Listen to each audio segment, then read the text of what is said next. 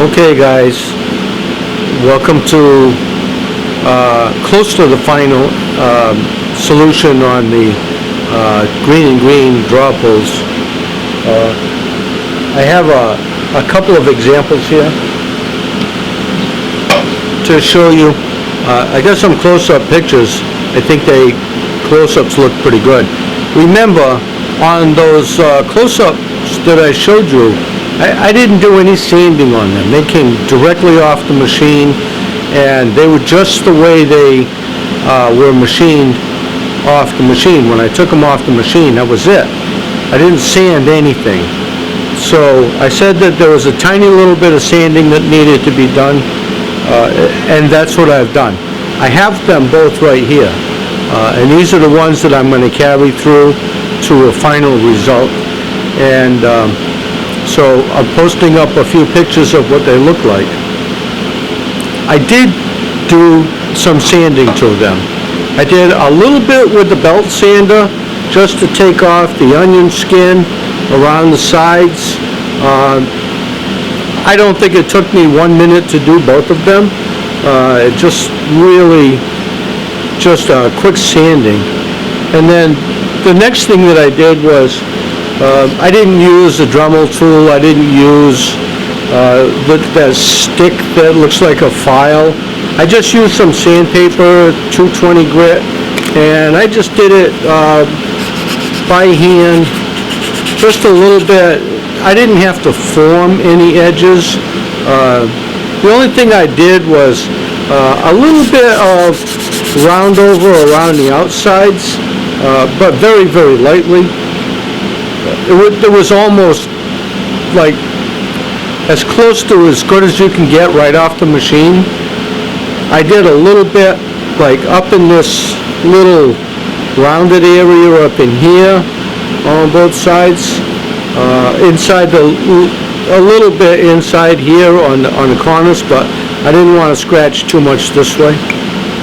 So these are the two, and they're supposed to be 8 inches long, and what I come up with, if I put this on a ruler, I don't know if you could see it or not, but right on the side over there, they're 8 inches long. I programmed them so that they would be 1.25 inches wide. Well, they're 1/16 under, so they're like 1 3/16 wide. The next thing I do is I have these little brass inserts to put in. These are they're easy lock inserts. These are 832, and just to show you, I have some draw pulls for a cabinet that I'm making right now for my kitchen. These are the draw pulls that I'm using in my kitchen. This is an 832 screw. Screws into these just fine. 832. If I can get my clumsy fingers to make them work. That's an 832 screw. And this is a 832 brass insert, and that's going to screw in. So those are going to be in the bottom of the draw pull. Make sense? So they're going to be here. And I think that what's going to happen is, because I have enough thickness here, the inserts are going to go right in over here. 832. They're going to be 6 inches on center, and they'll be right in the middle this way. So now the next thing I need to do is, as this is on the draw, there's going to be a little finger grab underneath to pull the drawer out. Well, actually it's going to go like this. A finger grab underneath to pull the drawer back and forth, and that's what I have to do next. So what I'm going to do is I'm going to make a little fixture. And I know it's so easy to drill press this with a drill and so on and so forth. But if I set this up on my CNC machine, and I circular interpolate the little holes, I know exactly how deep I'm going to be going, so I won't break through. Yeah, I could set that up on a drill press too. I could set a stop so that when I drill press. But if I do it on my CNC machine, I could just take this out, put another one in, start the program, it goes in and it does the little job, and take this one out, put another one in, start the program, it does the same little job. I can just go do this over and over and over again. And it does a really nice job. And then I have the little tool that goes with the Easy Lock insert. It's got, and this is important, guys. I tried to put these in without using this tool, and you can do it, but man, it is so much easier with this little tool. So this little tool puts that in, the hole will be there, the depth will be correct, everything will be just right, and it's going to go together. So that's for tomorrow. You'll see that by next Friday. Then the next thing I need to do, so I'm going to make a little fixture to hold it, with there be a stop here and some way to clamp it, and I'll be able to take it out, put another one in, over and over again, just make more of them. CNC is really nice for that. The next thing I need to do is make a little fixture to hold this, and so I have a nice piece of cherry plywood left over from doing some of my cabinet work, and a nice piece of oak that I'm going to use.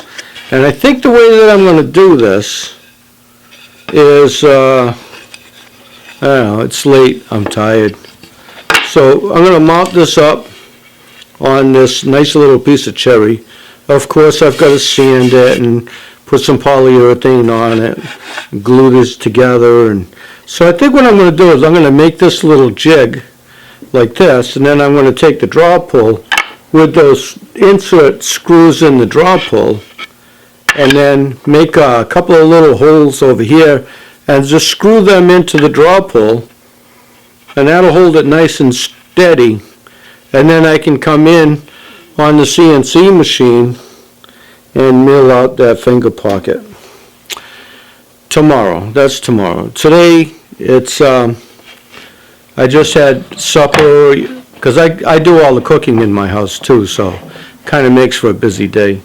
We went to the zoo today in New Bedford, and wow, have they done such a beautiful job on that zoo. And then came home, and I'm just tired. So I'm going to finish putting this video together just so that I could post it up tonight, because I promised I'd do it on Friday, and today is Friday. So, and then my battery's going dead on the camera anyway, so that calls it a day over here for this video. And I'm sorry if I keep looking into my screen and I'm not looking directly at you guys in the camera.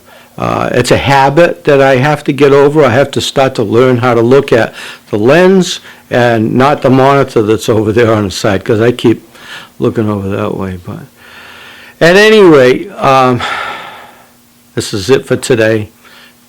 Gonna make the video, chill out, finish my coffee, and in case you didn't know, I do like New Hampshire, and I've got a new Keurig coffee maker that makes an absolutely fantastic cup of coffee. If you want to buy me a cup of coffee sometime, I'd be more than happy for that. But at any rate, you can't send me that money through the camera, but there's other ways to do it. We'll talk about it another time.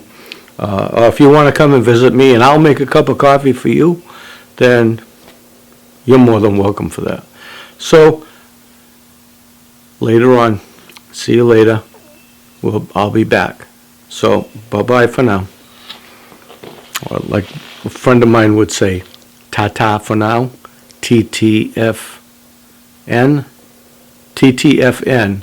ta-ta for now.